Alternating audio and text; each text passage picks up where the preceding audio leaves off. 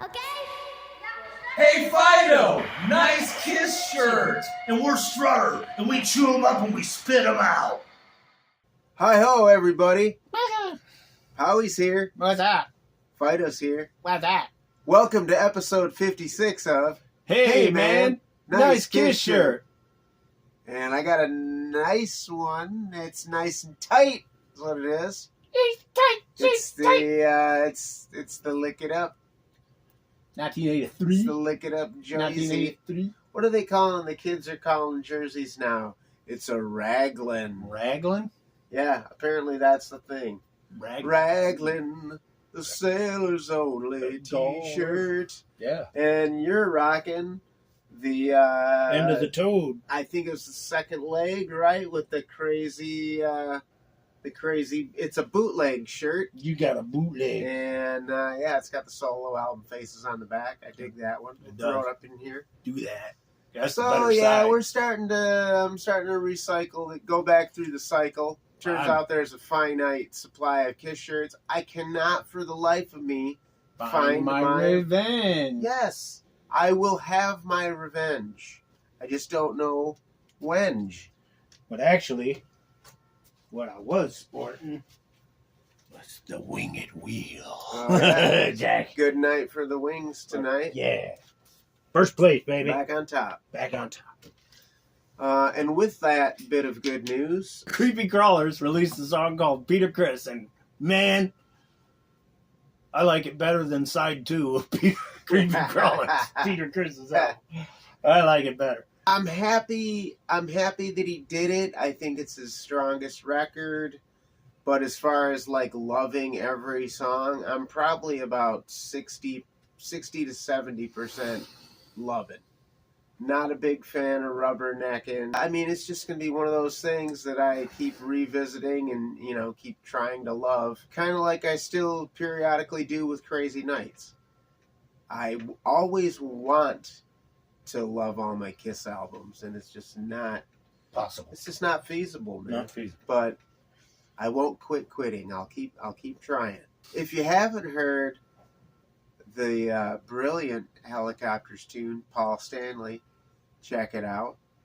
As long as we're on the subject of Kiss named tunes, the Golden Gods, a short-lived but killer band.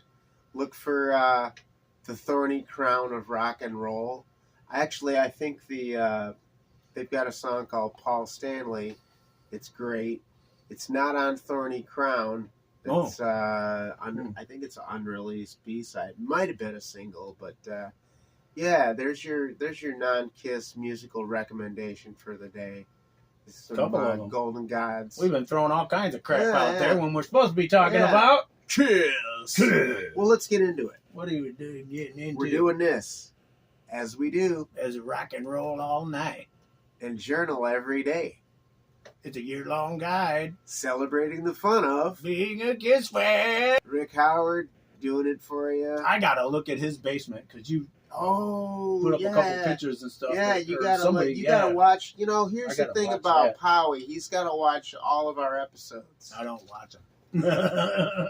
So let's jump right into this. A little bit of It's All For You, Demon. What are we talking about, Demon? Quizzicalness. We're talking about quizzicalness. Oh, you guys want to see my Peter?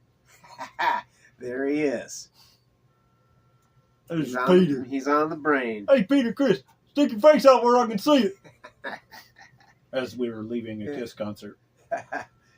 Was that overheard from the Peanut Gallery? Overheard from the parking lot when some folks were dressed like Kiss. Shit, could have been. No, it wasn't Dodger Stadium because D-Man won Wemby, but we were at a Kiss concert, and some guys were dressed as Kiss, and a dude was like, "Hey, Peter Criss, stick your face out where I can see." Yeah. Oh, Kiss concert. They're always a hoot. It's too bad we're not going to get any more of those.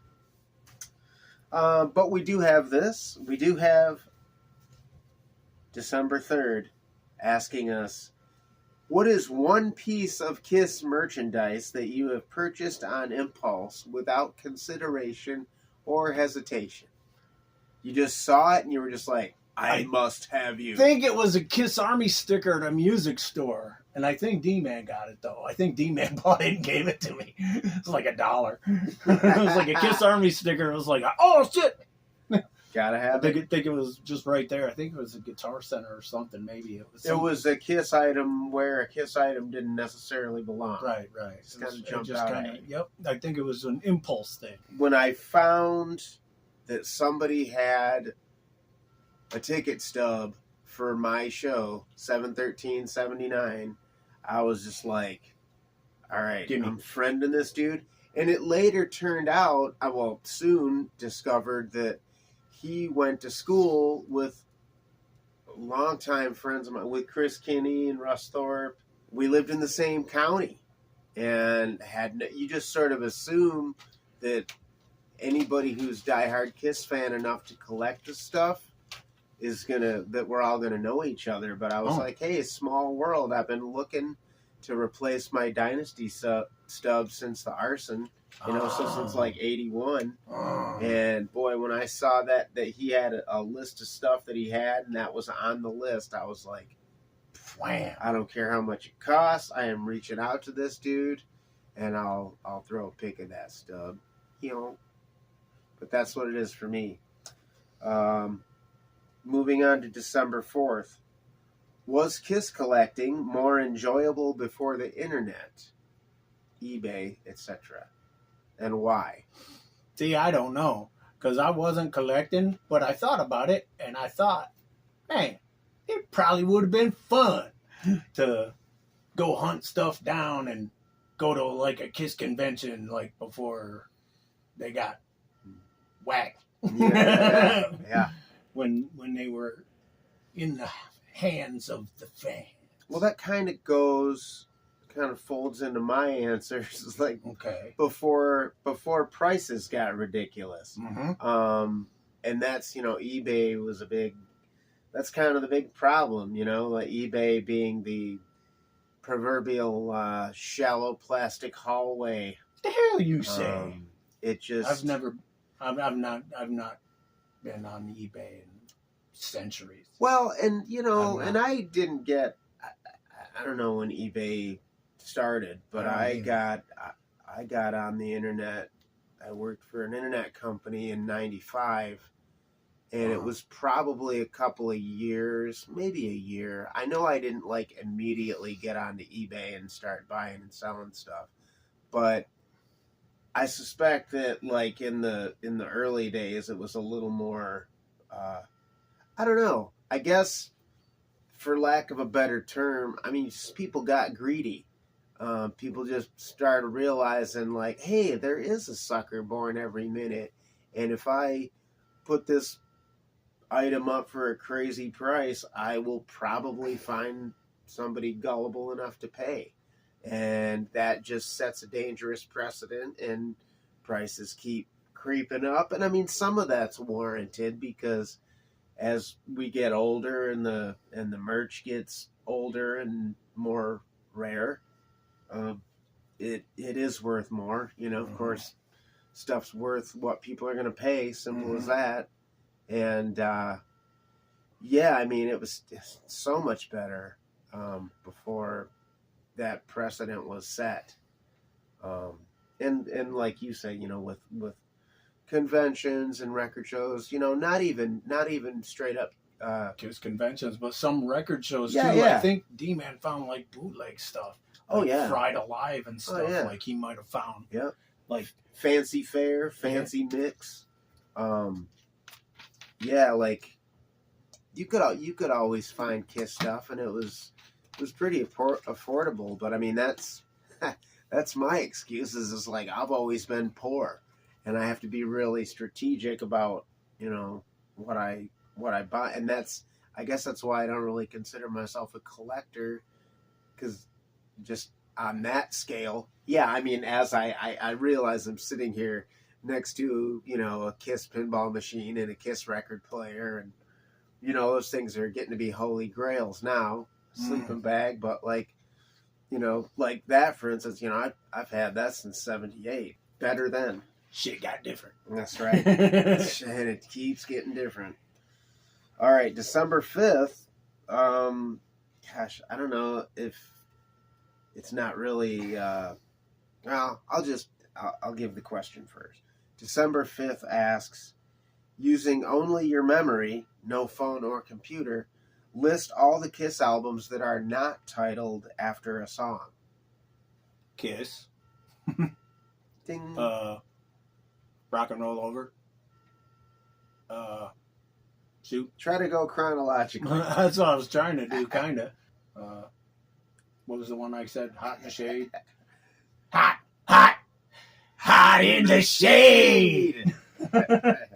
I'll take it easy on Pa. I'll just take this one because Take it easy on me. I had the benefit of having the book in front of me and a pen in my hand, and I just went, Kiss, Dress to Kill, Alive, Destroyer, Rock and Roll Over, the originals, Alive 2, Gene, Paul, Peter, Ace, Dynasty, Unmasked, Elder, Killers, Animalize, Asylum, Hot in the Shade, Revenge, Alive 3, Carnival of Souls, Alive 4. What? There's no song called Carnival of Souls?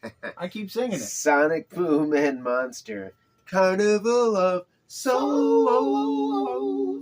Yeah, y'all know that one. There should have been a song called Monster, but there wasn't. Even before I heard a note of that album, and I just saw it and I saw the title, I thought, man, I hope there's a song called Monster on this, and I hope Gene sings it, and I hope it sounds like Almost Human 2.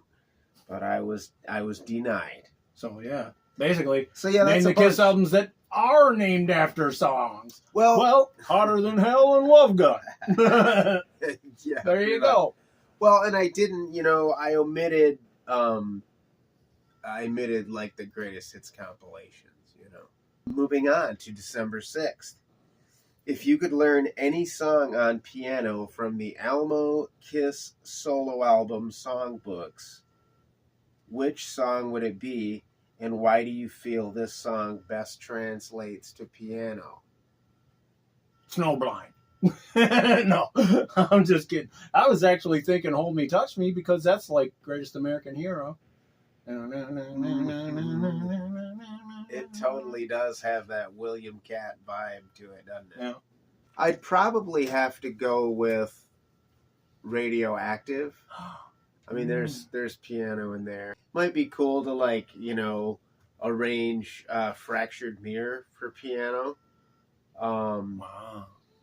Your Hold Me, Touch Me thing. I mean, that's low hanging fruit. It's right there. Mm-hmm. But I'm kind of thinking about the question in a sense of now is this like a supernatural bestowing of piano talent upon me? What about It's All Right? Or is does this mean that I have to well, it says if you could learn any song on piano, it's am I taking it in the fantasy realm, or am I just looking at it oh, okay, I need to work up this song, and it's do I want to go the easy route, or do I want to totally rearrange something? When I first pondered the question, I wasn't thinking, I just kind of glossed over the solo album part, my initial answer was Great Expectations, because I thought, it's the most harmonically complex tune from those Almo songbooks, and if I learned that, I could jump on some Beethoven. It's but it's not the question. The question is the solo albums. Beth. And, no, the solo albums. Sorry, let's get back to No, I think it'd be cool to Kiss the Girl Goodbye would be awesome.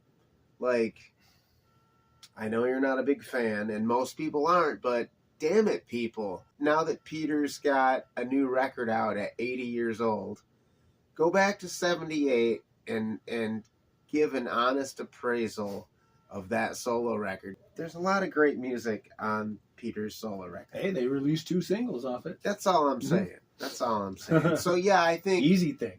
Now that I think about it, yeah, that's kind of a guitar groove. Mm-hmm. It'd be fun to think about rearranging a lot of those songs. You could work Kiss the Girl Goodbye into a real panty dropper. Mm-hmm. The melodrama of I Can't Stop the Rain. That'd be a good piano jam.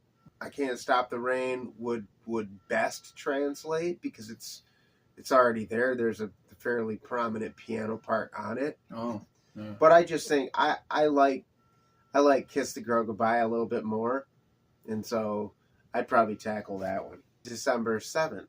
Nothing of note in history on that date, but it is Zeus's birthday. Oh, wow, I didn't know is. that. Hey, Yeah. happy birthday, Zeus. Tim Flynn was born on December 7th, and he was the guy that was wearing this shirt on that fateful That's day right. in 1985. That's what I was thinking. When those immortal words were first spoken. Hey, man, nice Kiss Kiss shirt. But all come back around. Mhm. Circular. All right. Previously, we discussed Kiss albums best played at night. Now list the Kiss albums that are better played during the day. I'm a universal kissener. I'll listen to. Yeah, I don't care. I mean, What time is it? what time? It's kissing time. We're gonna listen to a record.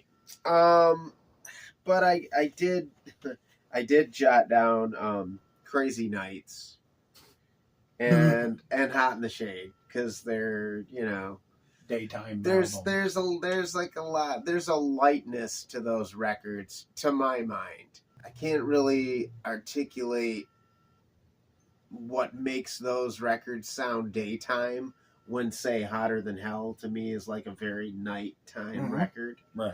Obviously all albums have their standout. Mainline and Coming Home are both sprightly daytime jams. Sure. Which makes them stand out from the dark record that is Hotter Than Hell. Mm-hmm. I do have some summer memories attached to Unmasked. There's some bright shininess. Okay. Tomorrow is a daytime song. There's always enough variety between dark and light on a Kiss record that I'm not going to relegate any full album to a day part. December 8th asks, what Kiss album cover do you feel needs a complete makeover? Describe below how you would redesign the album cover. So this one's kind of fun. I have a couple of different answers, but I was kind of surprised. Powie and I talked about this earlier, and when he gave his off the dome answer to me, I was like, Hotter Than Hell. right? Because for the one thing, man, it's like the picture just seems like it's just a black and white shot of them just plastered there, and then there's the things that stick out. I always thought that the wings on Ace for some reason, and it's like I want something more. And it's a lot of the back cover that makes me mad the most because Gene's wearing that fucking gladiator outfit. See, that's crazy. And it's like, I want that on the cover. I want a clear picture of that. I want a better picture of that. That stuff. And Ace is wearing the weird space suit. Come on now. But that's crazy to me that you're like kind of unsatisfied with that back cover. I mean, I want the Japanese text on there. But isn't that what cool. kind of, But the fact... I just don't like those yellow mustard things with the purple.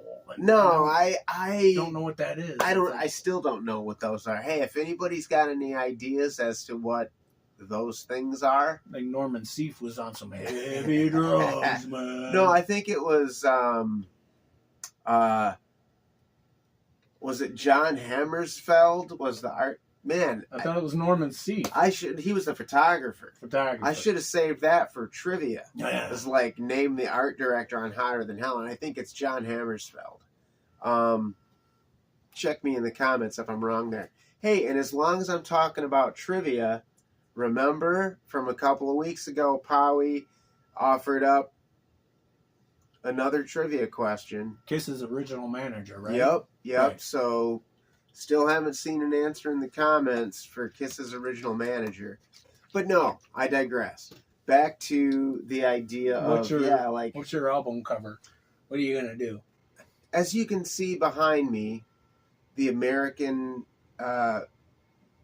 Gladiator. Or wait, did I put up the German version of Oh, Killers? yes, Kiss Killers. Look, you put the German. I put the Auf Deutsch. Let's see, nice. But there's stuff from that Levine photo session. For instance, the Japanese version of the Elder. Oh yeah, I definitely. I think that it would have been so much better. They would have moved a lot more units had they maybe not, composited it like this, but some of those, and you may recognize them, from some of the like the 16 shot, some of those. Okay. Some of those Levine images Put of them up here. Yeah, I'll be throwing them up here.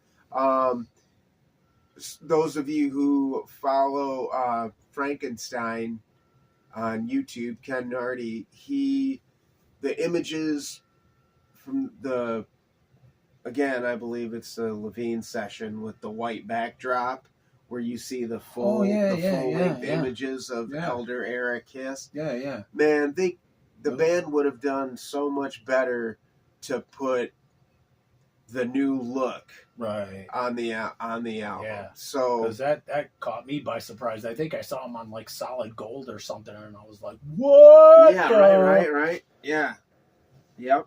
And so, but I mean, I did see the pictures in the magazines too, so maybe I wasn't caught.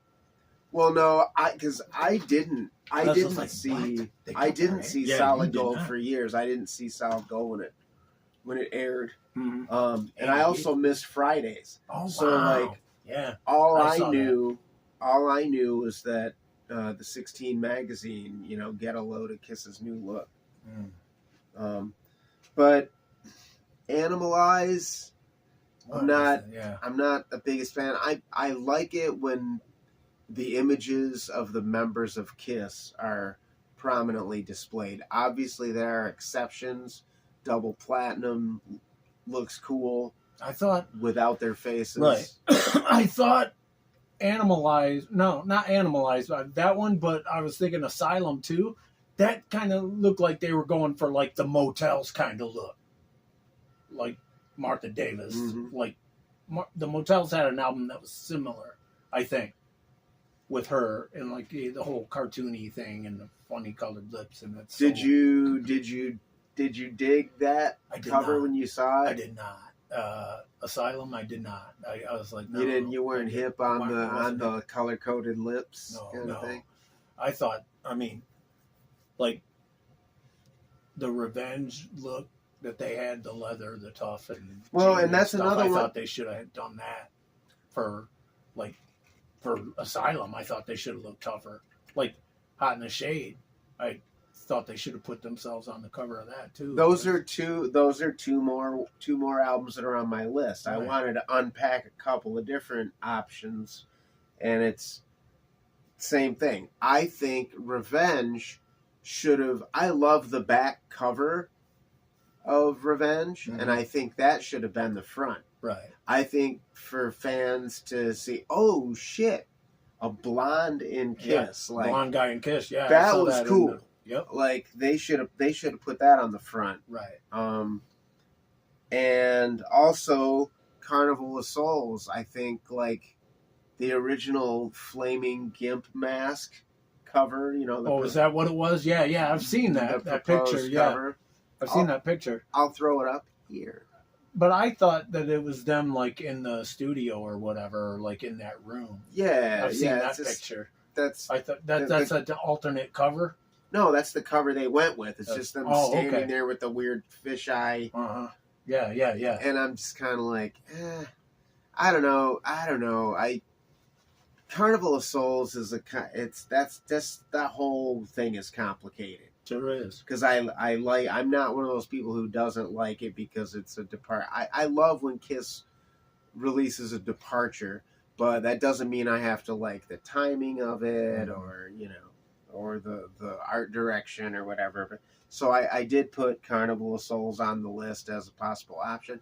And then same with Hot in the Shade. I thought, you're Kiss. You belong on the cover of the album. You don't create that kind of iconic image and then stick it on the, even in the, considering it's a post-makeup era, I think it's still important to put put the band on the front of the album, and it's like a Sphinx wearing shades. Yeah, I thought that was kind of Come on. boring. Come on, man. Sorry, Rick. I seem to recall like you like that.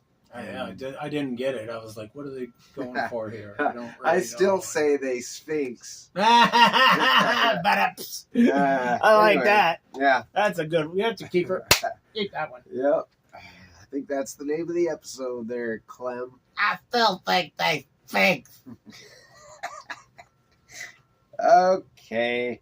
Moving on to December 9th. Have you ever Been mellow tried? to find the comfort from inside. I hide you. Oh, just a moment of silence for Olivia Newton-John. All right. December 9th. Have you ever visited the location that once housed the Kiss Army HQ in California? 6430 Varial, number 103. Woodland Hills, California, 91367. Is this journey something you would consider a perfect Kiss day? And does exploring old Kiss locations interest you? So yeah, neither one of us have been to the Varial address of the HQ, which is kind of a bummer from your perspective because you like live in Cali. I could have been. I could have been if I had known. I didn't even think about it like that. Fuck. As far as like scouting Kiss location, California Kiss locations. I would have always wanted to go to 10 East 23rd Street though. That was always my holy grail was the place I wanted to go. But the guy went and took the video and stuff, and just like the hallway inside, like where the pipes and Kiss took a picture there, and that's actually the only thing that's still the same. I got some regrets on that because I spent a lot of time in New York City and I never went. I went to the corner, I went to the Dress to Kill corner. And ironically, the only picture that survives is a picture of Forniatis. Like my guitarist at the time, I took his picture Whose at birthday the lamppost, and I'm like, oh, where's my photo? Been to the forum, saw Kiss at the forum. Yeah. That's a landmark. That's kind of alive too. That was a rocking kind of thing. What would you consider a perfect Kiss day in terms of a location? I think it's fair to say that neither one of us are, hold the Kiss Army HQ in high esteem in terms of a Kiss landmark. I don't know. Yeah, I didn't know there was a. I mean, obviously there was. I thought it would just be some warehouse in fucking Beverly Hills. I've seen some pictures. There's a vintage photo of. Post it here. The final, more interesting part of the question: does exploring old Kiss locations interest you? Probably, yeah. I would say it just depends on the location. Right. There's the guy who did Central Park and all that stuff, and the whole. Check out All Things Kiss on YouTube. That's what it says. Just a few days ago, he dropped, I think, part 3 of a series of episodes on Kiss's visits to California in 74, 75. Oh, wow. So, yeah, I gotta watch that. He's really good at. I love the way he superimposes vintage photos over current landmarks. Exactly. Yeah, that's a really cool, puts you. Okay, here's where it was, and this is what it looks like. It's very cool. Okay, my dumb head can comprehend what you done there. What you doing? Sometimes Powie needs a little help getting there. I do. I'm dizzy. Guess what we don't need help getting to? The end of the show. This be it. You've made it through another episode, guys. Feel good about it, because we sure do. Yeah. We look forward to your comments. Please tell us who Kiss's original manager is. I know. Do you? Please put your two lips together. Kiss it. I don't know why you keep pointing to my genitalia whenever I solicit subscriptions. No, it's probably going to be up here or over there. I put it somewhere different. But you know how to like, you know how to subscribe. You know how to do all that stuff. Do it. Keep it up. We love it. Don't give me no lip, son. Just do it. Just do it. Play hard. Play fair. Nobody hurt. Nobody. Hey, man, nice kiss shirt. It's the red color. Yeah.